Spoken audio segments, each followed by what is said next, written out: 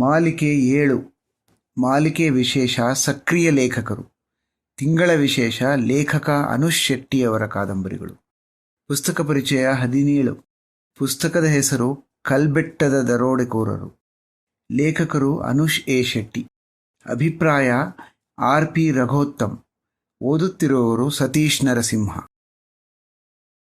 ಸಾಮಾನ್ಯವಾಗಿ ಎಲ್ಲ ಊರುಗಳಲ್ಲೂ ಯಾವುದಾದರೂ ಒಂದು ನಿಗೂಢವಾದ ನಿಷಿದ್ಧವಾದ ಪ್ರದೇಶವಿರುತ್ತದೆ.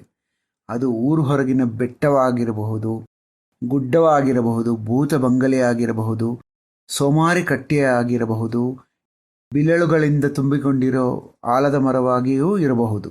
ಈ ಸ್ಥಳದ ಬಗ್ಗೆ ಅನೇಕರು ಹೀಗಾಯಿತಂತೆ, ಹಾಗಾಯಿತಂತೆ, ಅಷ್ಟು ಜನ ಸತ್ತರಂತೆ ಅಂತ ಸ್ಥಳ ಪುರಾಣವನ್ನೂ ಇದರ ಇತಿಹಾಸವನ್ನು ಪುಂಖಾನುಪುಂಖವಾಗಿ ಹೇಳುತ್ತಾರೆ. ಊರು ಹಿರಿಯರಂತೂ ನಮ್ಮ ಕಾಲದಲ್ಲಿ ಇಂತಹ ಘಟನೆಗಳು ನಡೆದವು ಮತ್ತು ನಾವದನ್ನು ಕಣ್ಣಾರೆ ನೋಡಿದ್ದೇವೆ ಅಂತ ಅದಕ್ಕೊಂದಿಷ್ಟು ರೆಕ್ಕೆ ಪುಕ್ಕ ಜೋಡಿಸಿ ಕೇಳುಗರ ಮನದಲ್ಲಿ ಇನ್ನೆಂದೂ ಆ ಸ್ಥಳಕ್ಕೆ ಹೋಗಬಾರದೆನ್ನುವ ಹಾಗೆ ಭಯ ಹುಟ್ಟಿಸುತ್ತಾರೆ.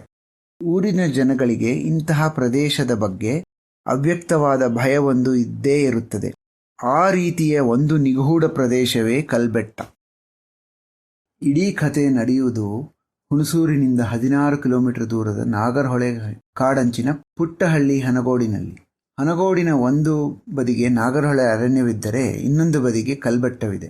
ಈ ಕಲ್ಬೆಟ್ಟದ ಸುತ್ತ ಯಾರೂ ಸುಳಿಯದಿರಲು ಮುಖ್ಯ ಕಾರಣಗಳು 2. ಒಂದು, ಕಾಡು ಪ್ರಾಣಿಗಳ ಭಯ. 2ನೇದು, ಈ ಬೆಟ್ಟದಲ್ಲಿ ದರೋಡೆಕೋರರ ಗುಂಪೊಂದು ಇದೆ ಎಂಬ ಭಯ. ಹನಗೋಡಿನಲ್ಲಿ 2 ಮುಖ್ಯ ಬೀದಿಗಳು, ಆನೆ ಸಾಲು ಬೀದಿ ಮತ್ತು ಕೋಟೆ ಬೀದಿ. 2 ಬೀದಿಗಳಲ್ಲೂ ಒಂದೊಂದು ಹುಡುಗರ ಗುಂಪು. ಆನೆ ಸಾಲು ಬೀದಿಗೆ ವೆಂಕಿ ನಾಯಕನಾದರೆ ಕೋಟೆ ಬೀದಿಗೆ ನಾಗ.